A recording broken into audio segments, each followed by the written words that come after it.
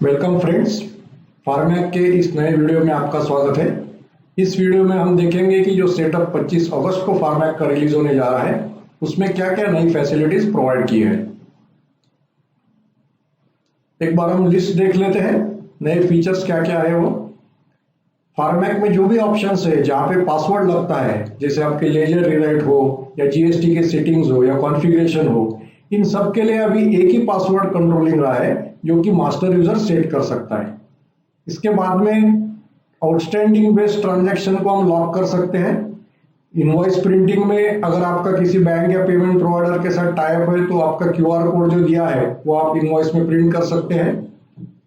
एक ही वाउचर में हम अलग अलग डेट के चेक्स कैसे फीड कर सकते हैं, ये भी फैसिलिटी दी है। इसके बाद में एक ही टाइप के ट्रांजैक्शंस अगर मल्टीपल करना है आपको तो एक ही स्ट्रोक में आप वो कर सकते हैं। आपका डेटा फीडिंग, आपका ऑडिट और आपका जीएसटी रिटर्न, इसके हिसाब से आप कोई भी transaction type date wise lock कर सकते हैं। इनवॉइस की जो सीएसवी फाइल आपके कस्टमर्स को जाती है उसके साथ साथ में आप पीडीएफ फाइल भी भेज सकते हैं और चेक प्रिंटिंग की फैसिलिटी भी ये सेटअप में आपको प्रोवाइड की है। अभी हम देखेंगे एक एक फीचर इसमें विस्तार से। फार्मैक में टॉप मेनू में सपोर्ट में आप जाओगे तो इसमें आपको सेट ऑथोरिटी एक्सेस पासवर्ड नाम का ऑप्शन मिलेगा। ये आप क्लिक करोगे तो ये स्क्रीन आएगा। अगर पहली बार आप सेट कर रहे हैं तो आप एग्जिस्टिंग पासवर्ड में कुछ ना डालिए, आपका नया पासवर्ड और उसको कंफर्म करके आप कंफर्म प्रेस कर सकते हैं तो वो पासवर्ड सेट हो जाएगा। अगर पहले आपने पासवर्ड सेट किया है और आपको इसको चेंज करना है तो यहाँ पे एग्जिस्टिंग पासवर्ड डाल के फिर नया पासवर्ड डाल के आप इसको कंफर्म कर सकते हैं। एक बार कंफर्म होने के बाद ये पासवर्ड सेव हो जाएगा और आगे जो भी ऑपरेशंस के लिए पासवर्ड रिक्वायर है वहां सब जगह यही पासवर्ड चलेगा। ये मेनू सिर्फ मास्टर यूजर में ही खुल सकता है। सिंगल पासवर्ड के अंदर कौन से ऑप्शन कवर किए गए ये हम देखेंगे, जैसे party lock, party unlock, single transaction release करना है तो लेजर रीराइट, अकाउंट रीबैलेंसिंग करना है, स्टॉक रिपोस्ट करना है, पिछले साल के वाउचर्स फिर से खींचने हैं, पिछले साल का स्टॉक खींचना है, लैंडिंग कॉस्ट कैलकुलेट करके मार्जिन को रिकैलकुलेट करना है, क्यूआर कोड को सेट करना है, मेल की सिक्योरिटी सेटिंग्स आपको बदलना है या विंडोज की फायरवॉल आपको डीएक्टिवेट करना है। ये सभी ऑप्शंस के लिए ये एक ही पासवर्ड चलेगा। अभी हम देखते हैं क्यूआर कोड इनवॉइस पे कैसे सेट करना है। क्यूआर कोड का मतलब यह है कि अगर आपका किसी पेमेंट अथॉरिटी के साथ टाई अप हुआ है या आपकी बैंक आपको क्यूआर कोड प्रोवाइड करती है जो स्कैन करके रिटेलर आपको डायरेक्ट पे कर सकता है, तो ये क्यूआर कोड इनवॉइस पे प्रिंट करने की सुविधा ये सेटअप में आपको मिल जाएगी। इसमें आपको करना यह है, क्योंकि ये पेमेंट से रिलेटेड है, तो पहले आपको सपोर्ट डिपार्टमेंट को क्यूआर कोड की इमेज जो आपके बैंक से मिलेगी वो भेजनी पड़ेगी। उसके बाद में आपके इनवॉइस पे ये क्यूआर कोड की इमेज सेट करेंगे और आपको एक सैंपल प्रिंट आउट भेजेंगे। वो प्रिंट आउट आपके मोबाइल पे आपने क्यूआर कोड स्कैन करके वेरीफाई करना है ये आप ही के अकाउंट के डिटेल्स का क्यूआर कोड है, और आपका वेरिफिकेशन आने के बाद में ये क्यूआर कोड की फाइल फार्मैक में आपके साथ मर्ज हो जाएगी और उसके लिए आपको एक सेपरेट कोड वर्ड दिया जाएगा जो आपके क्यूआर कोड से रिलेटेड रहेगा। तो ये कोड वर्ड हमको यहाँ सेट करना है, उसके बाद ही क्यूआर कोड वाला इनवॉइस आपका प्रिंटिंग चालू हो जाएगा। तो सपोर्ट में आप देखेंगे क्यूआर कोड वैलिडेशन स्ट्रीम का ऑप्शन आपने क्लिक किया, इसके बाद में ये जो अपना सिंगल साइन ऑन पासवर्ड है इसका स्क्रीन आएगा। ये पासवर्ड आप यहाँ टाइप कर सकते हैं, कंफर्म करके देखना चाहे तो शो को टिक कर सकते हैं। ये पासवर्ड एक बार वेरीफाई होने के बाद में यहाँ आपको क्यूआर कोड वैलिडेशन स्ट्रीम का एक बॉक्स आएगा। यहाँ पे आपको वो कोड डालना है जो सपोर्ट डिपार्टमेंट आपको देगा और ये आपके क्यूआर कोड से यूनिकली मैच होने वाला रहेगा। इसको आप प्रोसीड करेंगे तो ये सेटअप सेव हो जाएगा और उसके बाद में आपके इनवॉइस जो भी प्रिंट होंगे उसके ऊपर क्यूआर कोड छपना शुरू हो जाएगा। विंडोज फायरवॉल सेटिंग ये एक ऐसी चीज है जो कभी कभी आपको तकलीफ दे सकती है। जैसे आप एक्सपी या विंडोज 7, विंडोज 10 को यूज करते होंगे तो कभी कभी एंटीवायरस के हिसाब से और किसी सेटिंग के हिसाब से फायरवॉल अगर ऑन हो गई तो आपके नेटवर्क कनेक्शन डिस्टर्ब हो सकते हैं, आपका प्रिंटिंग डिस्टर्ब हो सकता है। तो इसको ऑफ करने के लिए पहले आपको फार्मैक के बाहर जाना पड़ता था और विंडोज का थोड़ा नॉलेज रह के किसी आदमी को बुला के ये सब चीजें करनी पड़ती थी। अभी आप ये फार्मैक के अंदर से ही कर सकते हैं। जैसे आपने विंडोज फायरवॉल ऑफ का ऑप्शन सिलेक्ट किया, उसके बाद में आपको पासवर्ड पूछा जाएगा, पासवर्ड करेक्ट आने पे आपको ये स्क्रीन मिलेगा। तो आपके ऑपरेटिंग सिस्टम जो भी है, एक्सपी हो या विंडोज 7 या 10 हो, वो सिलेक्ट करके आपने प्रोसीड करना है। तो आपके ये मशीन का फायरवॉल डिसेबल हो जाएगा, विंडोज फायरवॉल, और आपका जो भी प्रॉब्लम उसकी वजह से आया है वो सॉल्व हो जाएगा। अकाउंट डिटेल्स एडिट करने के लिए भी एक रिक्वायरमेंट काफी दिनों से लोगों में थी कि पार्टी अकाउंट एडिट करने की अथॉरिटी अगर सब यूजर्स को देंगे तो उसमें आउटस्टैंडिंग का कंट्रोल है, कैश क्रेडिट का कंट्रोल है, बाकी सारी इंफॉर्मेशन है जो कि रेगुलर यूजर के हाथ में नहीं देना चाहिए। तो यहाँ पे टॉप बार में पार्टी में क्विक एडिट अकाउंट डिटेल्स नाम का ऑप्शन दिया है। ये सिलेक्ट करने के बाद आप पार्टी सिलेक्ट करोगे तो ये स्क्रीन आएगा, और इसमें ये जो डिटेल्स है, address, phone numbers, bank name, email, ये आप किसी भी यूजर को एक्सेस देके आसानी से एडिट कर सकते हैं। अभी हम देखेंगे पार्टी लॉक अनलॉक के कंट्रोल्स फार्मैक में क्या प्रोवाइड किए हैं। यहाँ पार्टी ऑप्शंस में आपको 3 ऑप्शन दिखेंगे, permanently lock party account, permanently unlock और release outstanding lock for single transaction. इसका यूज ये है कि किसी पार्टी का ट्रांजैक्शन परमानेंटली लॉक करना है, कोई दुकान बंद होगा या डीलिंग बंद हो गया, तो आप जब कस्टमर मास्टर में जाते हो तो वहां एडिट करने के बाद भी पार्टी लॉक कर सकते हो, या तो बाहर से आपको करना है तो ये ऑप्शन सिलेक्ट करके आप पार्टी सिलेक्ट कीजिए। इसके बाद में पार्टी सभी ट्रांजैक्शन के लिए लॉक हो जाएगी, और यहां से जब तक आप अनलॉक नहीं करोगे तब तक वो नहीं खुलेगी। दूसरा ऑप्शन है अनलॉक पार्टी अकाउंट। इसमें जो पार्टी आपने लॉक की है वो किसी कारण से आपका ट्रांजैक्शन उसका चालू करना है तो इसको आप अनलॉक कर सकते हैं, उसके बाद में ट्रांजैक्शन उसके चालू हो जाएंगे। तीसरा ऑप्शन जो इंपॉर्टेंट है, जो आपके रोज के बिलिंग से रिलेटेड है, वो है आउटस्टैंडिंग बेस लॉक। आपको पता है कि फार्मैक में लिमिट कंट्रोल नाम का एक ऑप्शन आपको दिया है, जो कि हम फिर थोड़ी देर के बाद देखेंगे विस्तार से। उसमें आप पार्टी का आउटस्टैंडिंग जिस प्रकार से आपको मैनेज करना है उसके ऊपर अगर जाता है तो बिलिंग ऑटोमेटिकली आप स्टॉप कर सकते हैं, वार्निंग पे ला सकते हैं। तो उस चीज को कंट्रोल करने के लिए यहाँ एक ऑप्शन दिया है।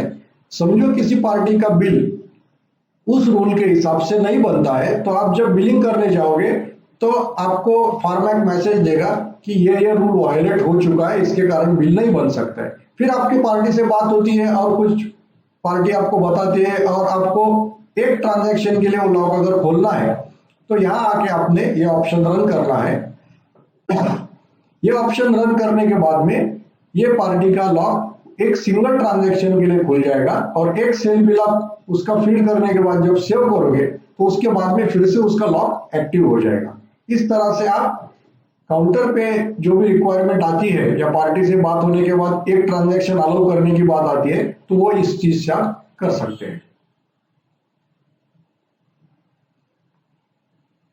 एक ऑप्शन है रिकैलकुलेट मार्जिन।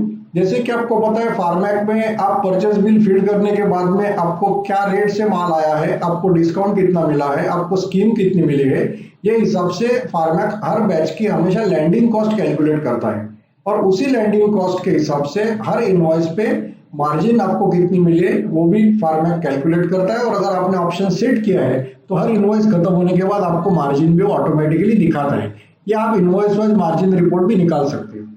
किसी कारण से परचेज बिल भरने में तकलीफ है या परचेज बिल एडिट हो चुका है जिसके कारण लैंडिंग कॉस्ट एडिट होनी चाहिए, तो आप रिकैलकुलेट मार्जिन ऑप्शन यूज करके फिर से एक बार लैंडिंग कैलकुलेशन कर सकते हो। अभी हम देखेंगे पार्टी अकाउंट एडिट में क्या इंपॉर्टेंट पैरामीटर्स है और उसका आपके बिजनेस के लिए यूज क्या है। ये मैं फिर से बता रहा हूं, जो अपने पहले वीडियो में भी एक बार आ चुका है। यहाँ पे देखिए आउटस्टैंड पार्टी है तो यस करना है, यहाँ पे जीएसटी के हिसाब से स्टेट कोड जो है वो डालना है। अगर आपने पार्टीज का ग्रेडिंग करने की सिस्टम आपके पास है, A type parties, B type parties, तो यहाँ ग्रेड आप डाल सकते हैं।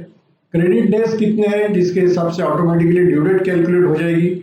परमानेंट कोई डिस्काउंट आपने सेट कर दिया पार्टी को, यहाँ पे 2%, 3%, तो ऑटोमेटिक बिलिंग में आ जाएगा। नंबर ऑफ डीसी, जहां पे डिलीवरी चालान सिस्टम चलती है वहां पे कितने डीसी तक के पार्टी को डीसी पे माल अलाउ करना है, ये आप डिफाइन कर सकते हैं। समझो आपने 10 कर दिया है, 10 डीसी बन गए, उसके बाद में उसकी डीसी वो नहीं भराने देगा। एक्सपायरी डिडक्शन करते टाइम एमआरपी पे कितना डिडक्ट करना है, ऑप्शन यहाँ पे आप सिलेक्ट कर सकते हैं। इसके बाद में ऑप्शन है यहाँ पे बिलिंग रूल आप डिफाइन कर सकते हैं, जो कि किसी पार्टी को कैश बिल ही सिर्फ बनाना है या कैश और क्रेडिट दोनों बनाना है, या सिर्फ क्रेडिट बिल ही बनना चाहिए, यहाँ पे सिलेक्ट कर सकते हो। लॉक पार्टी यहां से लॉक कर सकते हो आप। लॉक डिस्काउंट से आप अगर इसको यस करोगे तो किसी भी हालत में ये पार्टी को डिस्काउंट नहीं दिया जाएगा। उसके बाद में यहाँ पे क्रेडिट लिमिट कंट्रोल, मतलब पार्टी के आउटस्टैंडिंग से आप किस तरफ से कंट्रोल यूज करना चाहते हैं। अगर आप नो सिलेक्ट करोगे तो कोई कंट्रोल नहीं रहेगा। नंबर ऑफ बिल्स, मतलब कितने बिल्स पेंडिंग होने के बाद में बिलिंग रोकना है, यहाँ पे आप नंबर ऑफ बिल्स देख सकते हैं। अमाउंट पे आप कर सकते हैं, मतलब कितने भी बिल्स रही है लेकिन एक समझो 5,000 के ऊपर अगर आउटस्टैंडिंग गई तो मुझे लॉक करना है, या आप डेज पे भी कर सकते हो। एक भी बिल रहा पर 45 दिन के ऊपर होगा तो बंद करना है, तो ये आप सिलेक्ट कर सकते हो और उस चीज की वैल्यू यहाँ पे दे सकते हो। अभी इसमें और एक ऑप्शन है, ये रूल अगर वायलेट हो गया तो फार्मैक ने आपको सिर्फ वार्न करना है या स्टॉप करना है, ये यहाँ पे out of credit limit action में आप डिफाइन कर सकते हैं। अगर आप इसको वार्निंग पे सिलेक्ट करोगे तो फार्मैक आपको मैसेज देगा, वार्न करेगा, लेकिन बिलिंग अलाउ करेगा। अगर आपको इसने स्टॉप किया है तो आपको मैसेज देगा और बिलिंग स्टॉप हो जाएगा। तो एक तो आपको फिर इनके रूल चेंज करने पड़ेंगे, या तो अभी मैंने जो ऑप्शन बताया उसके हिसाब से सिंगल ट्रांजैक्शन के लिए लॉक आपको खोलना पड़ेगा, जो कि एक बिल होने के बाद फिर से लॉक हो जाएगा। और एक ऑप्शन इसमें ऐसा है, सेंड पीडीएफ बाय मेल। अगर पार्टी का बिल बनने के बाद में उसको मेल पे डायरेक्टली आप सीएसवी भेज रहे हो तो ये ऑप्शन टिक करने के बाद उसी मेल में उनको पीडीएफ फाइल भी चली जाएगी।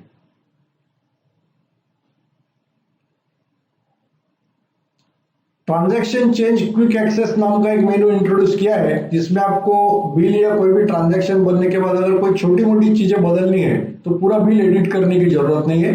जैसे यहाँ पे आप बिल नंबर दे सकते हैं, बिल नंबर देने के बाद अगर आपको पार्टी चेंज करना है तो यहाँ सिलेक्ट कीजिए, ट्रांसपोर्ट डिटेल चेंज करना है तो यहाँ सिलेक्ट कीजिए। पार्टी चेंज करने के बाद में आपको लिस्ट आएगी, आप दूसरी पार्टी सिलेक्ट करते हैं और प्रोसीड बोलने के बाद में वो बिल वो पार्टी के नाम पे सेव हो जाएगा। ट्रांसपोर्ट डिटेल्स आप यहाँ पे डाल सकते हो और सेव कर सकते हो। पेमेंट मोड अगर आपको चेंज करना है, कोई कैश बिल है उसको क्रेडिट करना है या क्रेडिट बिल था उसको कैश करना है, तो यहाँ पे आप बिल नंबर देके प्रोसीड कर सकते हो। अगर उसका आउटस्टैंडिंग सेटल नहीं हुआ है तो ये आपको फॉर्मेट चेंज करने देगा। उसके बाद में अगर आप बैंक का ट्रांजैक्शन रिकनसाइल बैंक के हिसाब से करते हैं और रिकनसाइलेशन मॉडल यूज नहीं करते हैं तो आपको आपके बैंक का स्टेटमेंट जो आता है बैंक से उसमें और फॉर्मेट से जो बैंक बुक निकलता है उसको टैली करना पड़ेगा। इसमें एक चीज होती है, जब शनिवार को या छुट्टी के दिन या छुट्टी के एक दिन पहले जब बैंकों की क्लियरिंग नहीं होती है और उस दिन हम अगर कोई चेक भरते हैं तो बैंक हमको उसका क्रेडिट अगले वर्किंग डे में देता है। इससे होता यह है कि आपका बैंक स्टेटमेंट और फॉर्मेट से निकला हुआ बैंक बुक इसमें मिसमैच होता है, तो वो अगर आप मैच करना चाहते हैं तो आप एक दिन की रिसीट्स पूरी के पूरी दूसरे दिन या तीसरे दिन में जब दिन में आपको चाहे वहां शिफ्ट कर सकते हैं। तो इसके लिए आपको यहाँ पे सीरीज देना पड़ेगी, जो भी आपकी रिसिप्ट की सीरीज होगी। उसके बाद में कौन से डेट में आपने वो ट्रांजैक्शन किया था और आपको कौन से डेट में मूव करना है, ये देने के बाद में आप प्रोसीड करोगे तो उस दिन जितने भी चेक आपने छोड़े होंगे ये सीरीज के अंदर 50 चेक 100 चेक जो भी होंगे वो पूरे के पूरे नए डेट में शिफ्ट हो जाएंगे। इससे आपका फॉर्मेट का बैंक बुक और बैंक से आया हुआ स्टेटमेंट आप हमेशा टैली रख सकते हैं। ये एक नया ऑप्शन इंट्रोड्यूस किया है हमने इसमें, मल्टीपल डेट रिसिप्ट्स।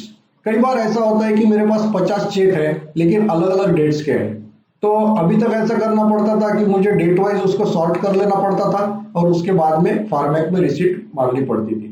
ये ऑप्शन से आप अलग अलग डेट के चेक्स भी होंगे तो एक ही वाउचर में इसको ले सकते हैं। इसको सेव होने के बाद में फॉर्मेट अंदर ही अंदर डेट के हिसाब से अलग अलग वाउचर्स बना देगा। जैसे आप देखेंगे यहाँ पे मैंने 15/3 को एक रिसिप्ट का ट्रांजैक्शन लिया है, मैंने बैंक सिलेक्ट की है। इसके बाद में जब नीचे मैं पार्टीज लेता हूँ तो जैसे डेमो मेडिकल स्टोर से मुझे एक चेक आया है, ये चेक 18/3 का है, मतलब ये बैंक में मैं 18/3 को भरने वाला हूँ लेकिन मैं इसी रिसिप्ट में ले लेता हूँ। उसके बाद में दूसरी पार्टी तीसरी पार्टी ऐसे करके अलग अलग डेट के चेक्स मैं इसमें भर सकता हूँ। जब मैं ये वाउचर सेव करूंगा तो उसके बाद में हर एक दिन के जो चेक्स है वो इकट्ठा करके उसके एक एक वाउचर्स फॉर्मेट ऑटोमेटिकली अंदर आपके लिए बना देगा।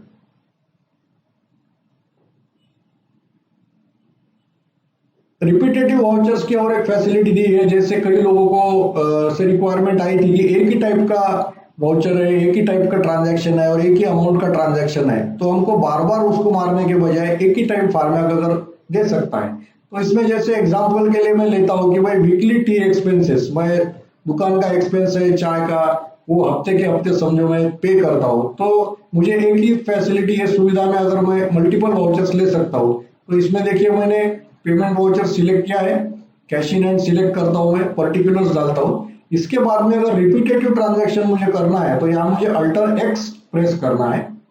अल्टर एक्स में जब प्रेस करूंगा तो मुझे यहाँ पे ये विंडो खुल जाएगी।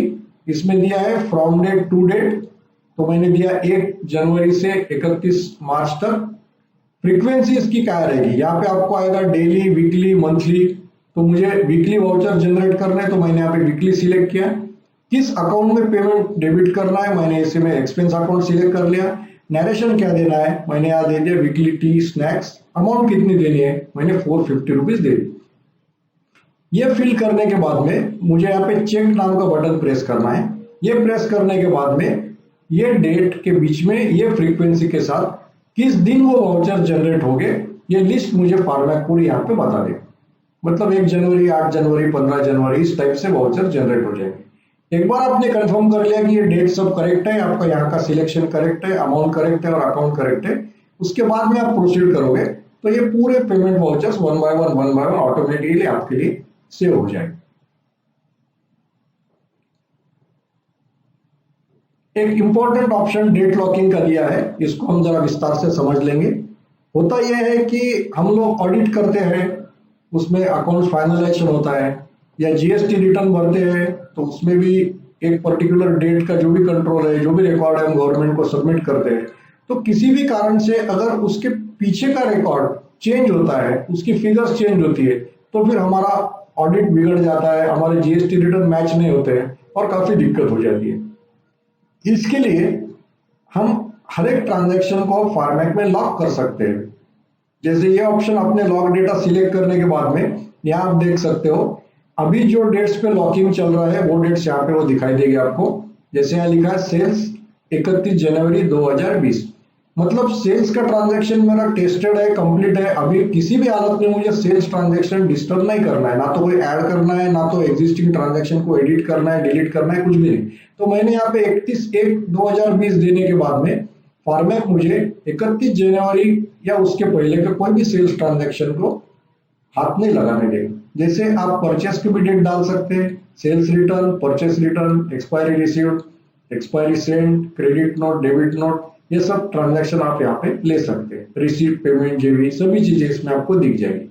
ये आप डेट सेट करने के बाद में आप जब लॉक डेटा बोलोगे तो फॉर्मेट इसको डेट्स को लॉक करेगा और वो हिसाब से आगे फिर आपके ट्रांजैक्शन लॉक हो जाएंगे।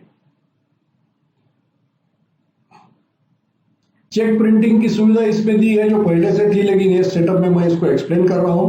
जैसे आप पेमेंट में जाते हो, एक पेमेंट मैंने सिलेक्ट किया, जैसे अकोला जनता कमर्शियल बैंक का पेमेंट मारा है, जिसमें 2 चेक मैंने समझो इश्यू किए हैं। 15,000 का चेक शिप्ला को दिया है, 5,000 का सन को दिया है। तो अगर ये 15,000 का चेक मुझे प्रिंट करना है तो मैं यहाँ पे सिलेक्ट करने के बाद में जब सिलेक्ट करता हूँ तो मुझे अभी रिपोर्ट फाइल का नाम वो पूछता है। इसमें आप देखोगे कि अगर आप पेमेंट के नाम सिलेक्ट करोगे तो आपका रेगुलर पेमेंट वाउचर जो आपके अकाउंटिंग के लिए लगता है वो प्रिंट हो जाएगा। यहाँ पे 2 ऑप्शन है, चेक और ब्लैंक चेक। इसमें अगर आप मैं चेक सिलेक्ट करूंगा तो जो भी चेक का फॉर्मेट आपने हमारे सपोर्ट डिपार्टमेंट से सेट कर लिया आपके बैंक के चेकबुक के अनुसार, उसमें ये चेक पूरा प्रिंट हो जाएगा, जिसमें पार्टी का नाम आ जाएगा, अमाउंट आ जाएगी, डेट भी आ जाएगी।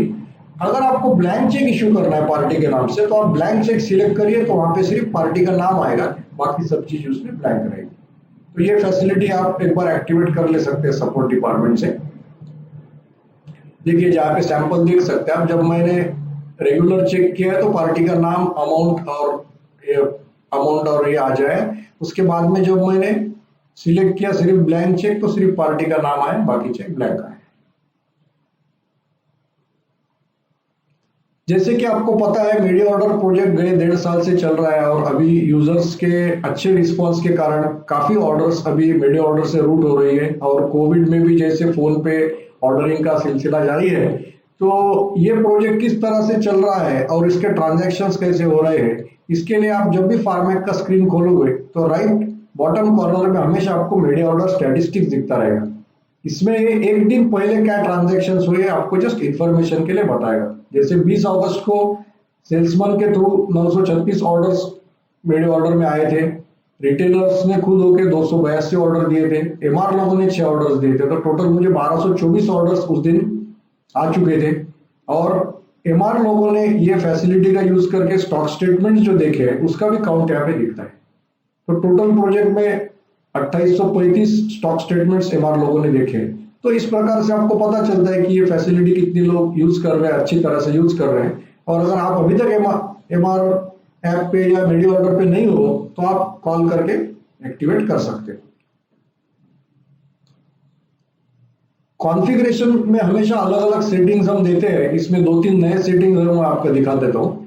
कॉन्फ़िगरेशन ऑप्शन में एक लास्ट अदर पैरामीटर्स करके टैब ऐड किया है, जिसमें अगर आप क्यूआर कोड प्रिंट करना चाहते हो तो आपको यहाँ पे क्यूआर कोड को टिक करना है और इसके बाद में जो आपने वेरीफाई करके हमारे सपोर्ट डिपार्टमेंट को कंफर्मेशन दिया है, क्यूआर कोड का सैंपल फाइल आपको जो भेजा गया है वो अगर करेक्ट है तो वो फाइल का नेम यहाँ पे आपको देना पड़ेगा। इसके बाद में और पहले मैंने जैसे बताया वैलिडेशन स्ट्रिंग पासवर्ड सेट करने के बाद में आपका क्यूआर कोड चालू हो जाएगा।